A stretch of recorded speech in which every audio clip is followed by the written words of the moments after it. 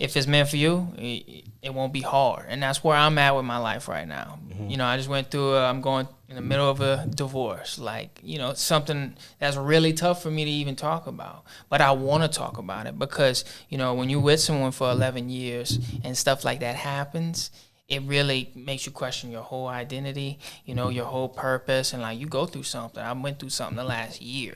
But talking through it, doing what I love, going live, helping people out, like, that's what keeps me going. And I realize, you know, I'm not the only one, you know, going through that. Just know you're not alone. It gets better, and it just wasn't for you. And it's not you. Better days are coming, and it always gets better. It's incredible, Taylor, that you going through all that and you still show up every day, no matter what.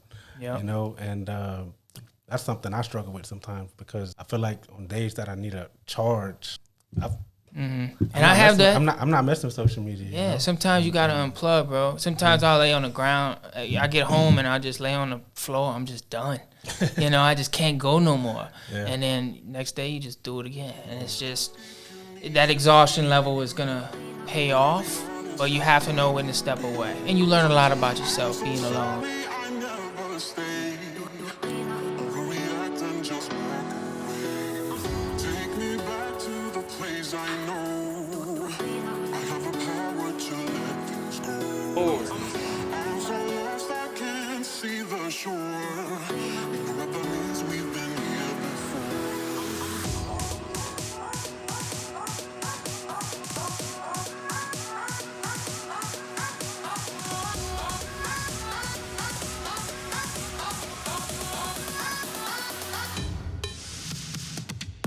Welcome to the BEMOHAPPY show. I'm your host, Morris Chasson, confidence coach for bold introverts. I have my good friend Taylor O'Brien on the show today, and I'm ecstatic to have him as a guest on my podcast because he's just amazing what he does for people, what he does in the community. He changed a lot of lives around the world now because of his videos. You know, like people look up to him, and he's like a role model to a lot of people, like a hero. So Taylor, what's up, man? What's up, bro? I mean, I like that intro. That was a good job. It made me feel special. Dude, you are special, man.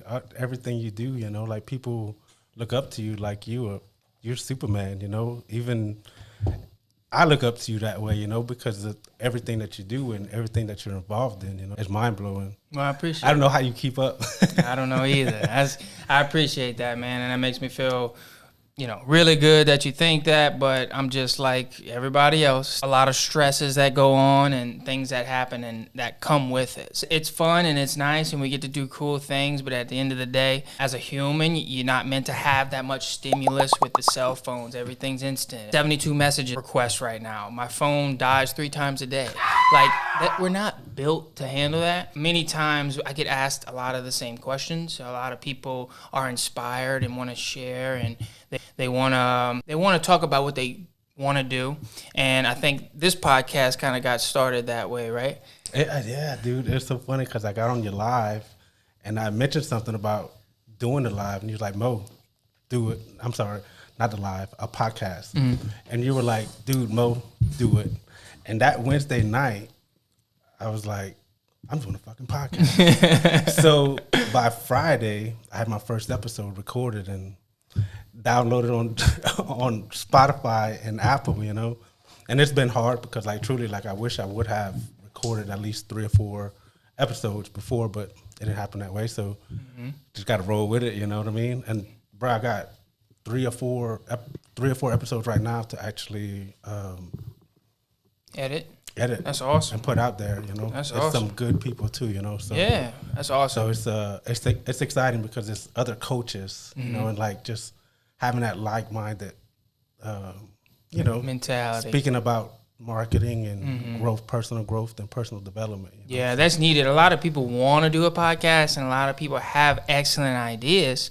It's just the execution, the consistency, and the follow-through, because we can fantasize over a thought all day long. And I've heard that whenever you do that, it's like you already did it in your mind. So I try and not talk about things I'm gonna be doing because subconsciously you check it off. I thought that was fascinating. So if you got some plans, or you might know some people who every time you see them, they just about to start that podcast they talked about, So that's one thing that I've noticed everything that's happening. But I think this area has a few podcasts, and I think it's very important to have people come within the community and talk about who they are, not just a picture on a billboard or a static post. Like, tell people who you are, and I really like how you do that. I think that's the best part of the podcast. I feel like it's being free almost. It's not like a edited type video, you know what I mean? More raw. Like you with your lives. Like, I'm sure that has helped you tremendously. Doing those lives, Yeah, definitely. The more you do it, the better you get. That's what it is. You just got to get the reps in. Yeah, absolutely. Yeah. It's me. I struggle with lives. I don't like lives. I don't watch lives except for yours. But if I'm on Facebook and I see somebody live, I scroll up. You watch it? I know. I don't want to see it. You can't see it? I don't like. Why not? Because I don't like them. You don't like lives? No, I don't. Is it? Why do you think that is? I think I was traumatized once. On a live? Yeah. Oh, no. You remember that time at the gym? No. It was like. Was I there? Yeah. What happened? Dude, we were like, Hunter came up to me with a camera in my face. I was like in the gym, like warming up on shoulder press and dead tired, half sleeping still. What's up, Mo? We're on the live, man.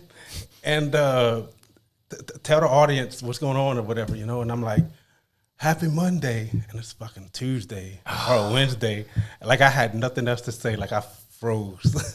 And that's what traumatized you? Yeah. Hunter traumatized you? Yeah.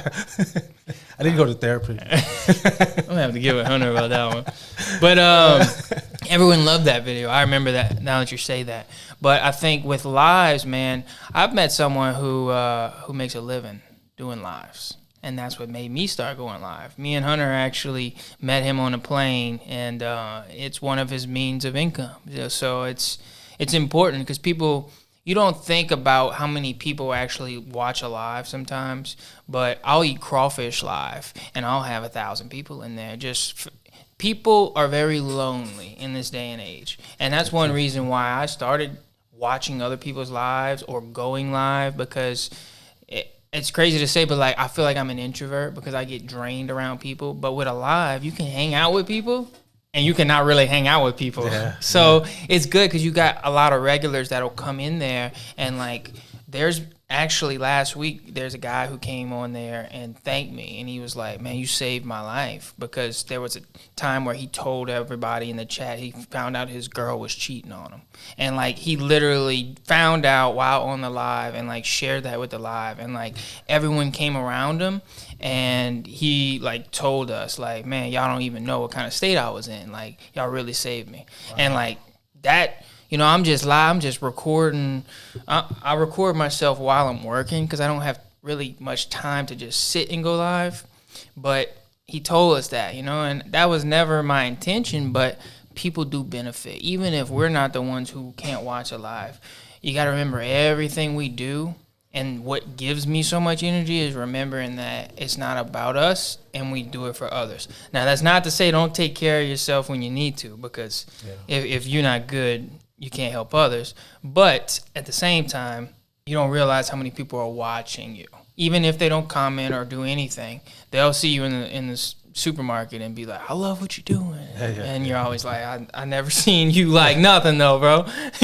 But they're watching. Yeah, it's so funny you say that. I ran into somebody at the gym tonight, actually, whenever we was there.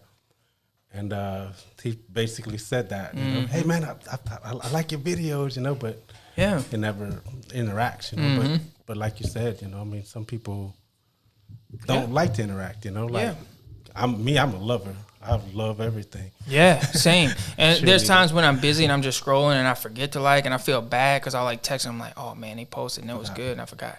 But like, I'm taking it in and I'm keeping notes. And, I mean, that's what it is. Yeah, absolutely.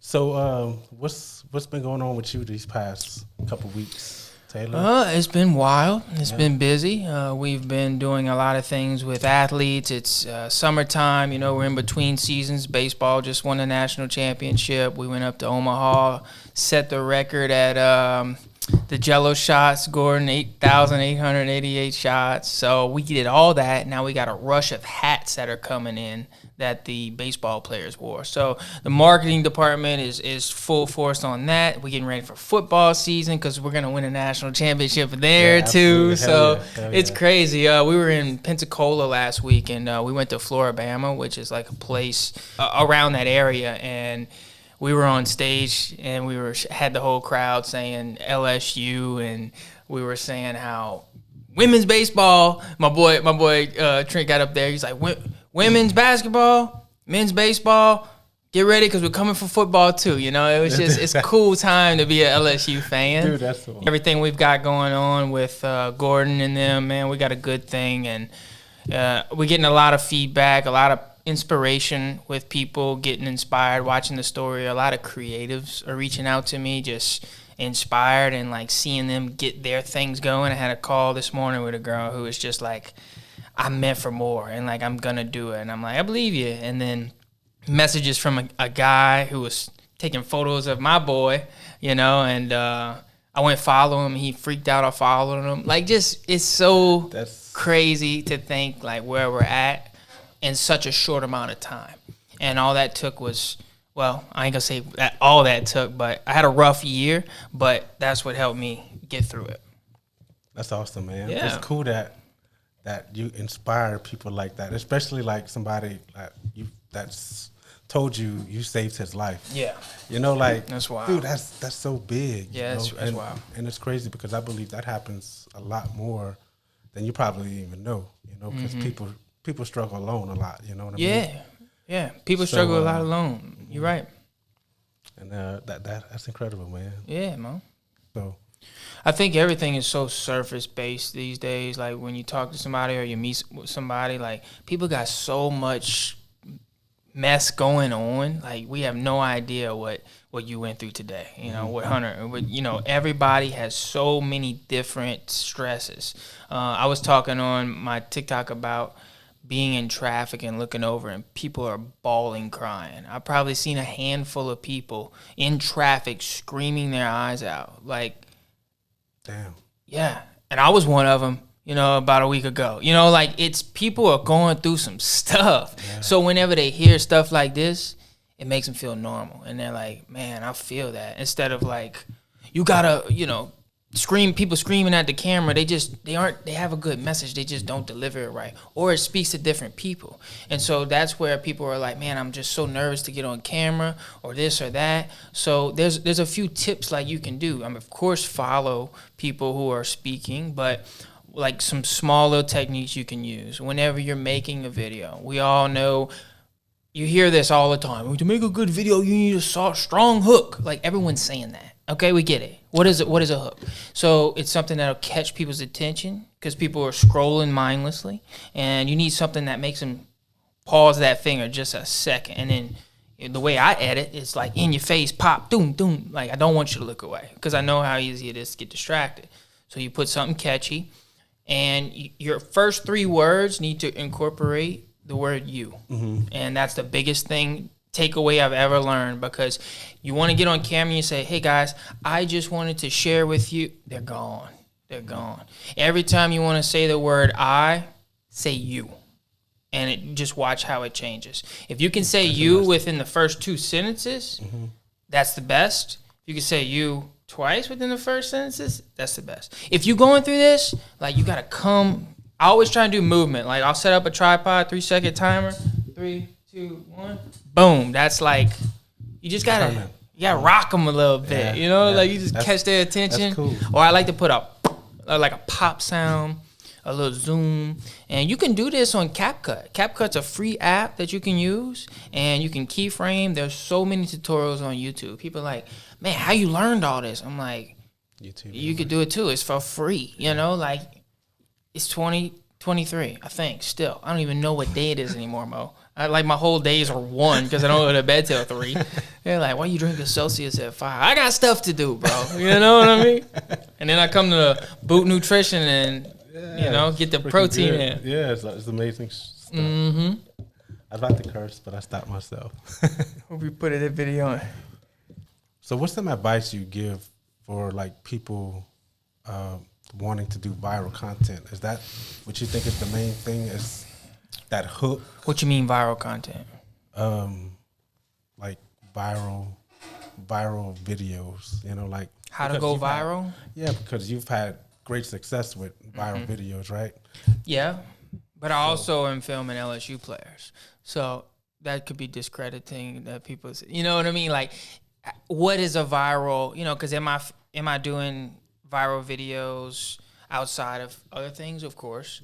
But a lot of people will say, well, yeah, he's filming LSU, of course. Like, that's what I play it to. But I feel like that the way that you go viral is that you keep them watching, and they watch more than once. So when you watch 100% of a video, the algorithm reads it as, hey, they like this, let's send it out. So you got to keep your stuff short. You can't have no 2-minute video. Sometimes you can when you're trying a different goal with your audience. So the structure is to make a quick, catchy reel, 8 to 30 seconds, to get the reach. Something that's catchy, something that's trendy. Hell, you could repost other videos that have been shown to go viral, but just credit the creator. People never pay attention really of who's posting what. And then that could be the first part of your video, and then place your video. But 8 to 15 seconds, I like to keep my videos. And if you can make it to where they loop and they don't notice, then now you got 200% watch ratio. So I've seen videos like that like it looks like it's just constantly going. You know what I mean? And it's just perfectly edited. I guess, I spoke with someone this morning about her not wanting to get on the camera right away, but she likes to write. So I have my whole TikTok and Instagram feed is like therapy stuff, relationship stuff. Like my whole feed is curtailed to that. So I have videos of a poem. It's like a poem, like a handwritten poem with just a camera like this for like 5 to 8 seconds with a nice little song to it. And it's going to take somebody more than 5 to 8 seconds to read. They might have to watch that video 3 times. And guess what? That video is running with the algorithm. So little things like that really don't require you to be on camera, but there's ways around it. There's just, the slow-mo, of course, is people love, but it's all depending on your audience. TikTok, you get the reach, and then if they love you on there, they'll come to your Instagram. If they want to know more about you, you nurture them over there on YouTube or Facebook groups or however you want to do that. Taylor, like, whenever you first started doing the videos, like, I swear I never seen anybody do videos like you. Like, bring the energy that you brought. Like, I would get fired up watching your videos. You know what I mean? Like, what videos you talking about? Like fitness ones? Fitness, all of them. Fitness, the football. Like, whenever you first started filming, like, the football players and the power lifter guys. Like, man, like, dude, that stuff was, Yeah. I'm not saying that your stuff is not good now, but I'm just saying, like, it's that energy you brought. Bring, like, it's. I think I remember you saying that. Nobody, in my opinion, does it like that. Thank you, and that's what makes you incredible. Yeah, thank you, Mo. I think it's the way that I pick the music to the vibe of the footage, because a lot of that strongman competition stuff, that's like a heroic, like a warrior, and so the music I was picking, the way you do it is you time it to the beat.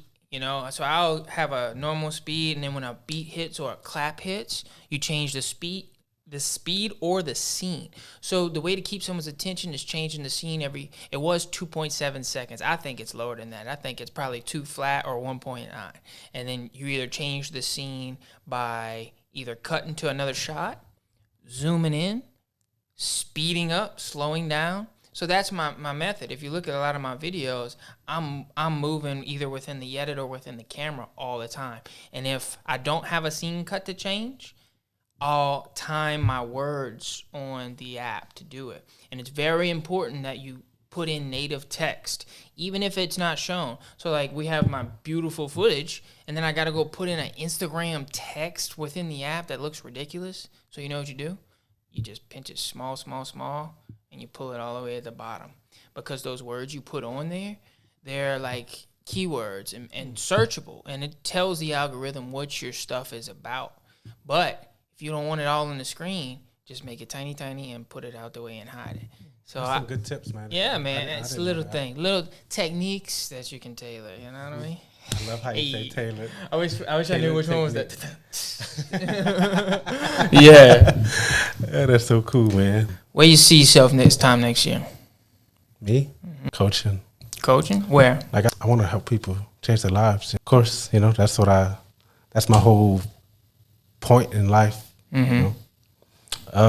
Coaching people on a large scale, man. I would like to be in a corporate type coaching. Of course, it takes time to get to that point, because you got to do one-on-one group coaching and eventually get into corporate coaching, going to these big businesses and coaching their people to be better, to perform better. So, what you want to coach them on? Mindset, confidence. I think so many people hold themselves back because of lack of confidence. So if we can get through that confidence barrier, your possibilities are endless. And me, myself, I feel like I struggle a little bit with confidence as far as the live shit. You know what I mean? So I still have work to do, but I, in my heart of hearts, know I could transform people. Yeah, you're a good person. I've done it over and over, like people that I just talk to for 30, 45 minutes, and like coach through like bullshit that they're struggling with. Then weeks later, they're like, man, thank you so much. You don't know what you did for me, And I'm like, dude, that's awesome. Mo, before I had all the likes and all the follows, I'd post stuff for my fitness stuff, and I was always like talking to the camera and telling you I was that guy that was like too much. And in the camera, I didn't know how to talk, but I wanted to say stuff. I wanted to help you, and that's how we attracted a certain type of people, and those were clients, and that's how we got testimonials, and that's how more people knew me. But through that whole time, there was crickets. There was sometimes no likes. And you would get on there and you would comment and you would be like, love it. And I'm just like, Hunter would get on there, like you and Hunter, like y'all, or my mom, my dad. Like, I'll get those comments and it gets quiet and a lot of people talk. Now, I post and I don't check it again till like 2 a.m. just because like I get on there and it's like, oh, damn, that took off, because you just focused on the next one. But it makes me think, do you remember when we got laid off together back in 2015? Absolutely. Like, that was the best day of my life. Man. Like, it truly was. What happened? You remember when they came get us? They came get us at the same time. Absolutely. Huh? I remember both of us looked like we made eye contact with each other. Like, you too? Yeah. And like, yeah. We both had to go. Yeah. We worked it there for a while and we busted our tail and we were good workers. And we survived a lot of rounds of layoffs. Yeah. I think there was 6 or 7 layoffs. So when you get down to that, level, then they're cutting the meat because they got rid of as many people as they could. And I think within the last few months, we were actually like driving, clearing out the location on the other side of the town and bringing it over. And that's where I discovered, hey, I don't mind driving. And after we got laid off, I went to driving school. So that's where I learned I could drive. Because remember, we kept going back and forth to the east side. Yeah, moving stuff. And I was like, man, it's nice. I can get in the truck. That's so cool. That's what inspired you. Yeah. That's what planted that cool. seed. Yeah. And then when they came lay us off, that was the best thing it could have had. I remember driving home and like that was my first time getting laid off, and it was one of the most like I didn't feel like a man or something. Like I can't provide now. Man. Like that was tough. That was a mental thing. But in the long run, it was the best thing that could have happened. One of the best things. That day whenever it happened, I was like, fuck yeah, like about time. Like I'm ready. Yeah. Like because I've kind of been stressing about it. But like 2-3 days later, I was like, fuck, bro. Like my pride took a big hit because like I always prided myself on being a hard worker and you know what I mean? And you are a hard worker. And then just keep being laid off is like, fuck. I know. Bro, like I never thought I'd get laid off, And I know. Then the supervisor says that, oh, you safe, you good. You don't have nothing to worry about. Then pow. Sometimes it's out of their hands too. Yeah. But life happens how it's supposed to. And if it's meant for you, it won't be hard. And that's where I'm at with my life right now. I just went through I'm going in the middle of a divorce, like, you know, something that's really tough for me to even talk about. But I want to talk about it because, you know, when you're with someone for 11 years and stuff like that happens, it really makes you question your whole identity, you know, your whole purpose. And like, you go through something. I went through something the last year, but, you know, talking through it, doing what I love, going live, helping people out, like, that's what keeps me going. And I realize, you know, I'm not the only one, you know, going through that. So just know you're not alone. It gets better, and it just wasn't for you. And it's not you. Better days are coming, and it always gets better. It's incredible, Taylor, that you going through all that and you still show up every day, no matter what. Yep. You know, and that's something I struggle with sometimes because I feel like on days that I need a charge, like And I have that. I'm not messing with social media. Yeah, you know? sometimes you gotta unplug, bro. Sometimes I lay on the ground. I get home and I just lay on the floor. I'm just done. You know, I just can't go no more. Yeah. And then next day you just do it again, and it's just that exhaustion level is gonna pay off. But you have to know when to step away, and you learn a lot about yourself being alone. You know, isolation goes back to the beginning of the time, and it's needed. You find out who you are. You got to sit with yourself, and that's not always the funnest thing to do, but we do what, you know, is uncomfortable, and that's what it is. It's life. Yeah, you know, that's something I learned about myself is I like being by myself now. You know, like a lot of people say they're lonely, and I mean, to a sense, it may feel lonely sometimes, but another way, like, I'm not lonely because I feel like, I know this is gonna sound crazy to a lot of people, but I feel like angels, you know, are with me. You know what I mean? So Yeah. it's not me being by myself. I love the quote where it says, "You're not by yourself, you're with yourself." And I tell that to people all the time, and it's something that, you know, really works for me. Taylor, thank you for being a guest on the show today. I really, really, really appreciate you taking the time to do it because I know you're a busy person. People are hitting up your phone constantly, so thank you so much. Always got time for you, Mo. Appreciate you. Love you, man. brother. Love you too, man. Thank you, man. Thanks for having me.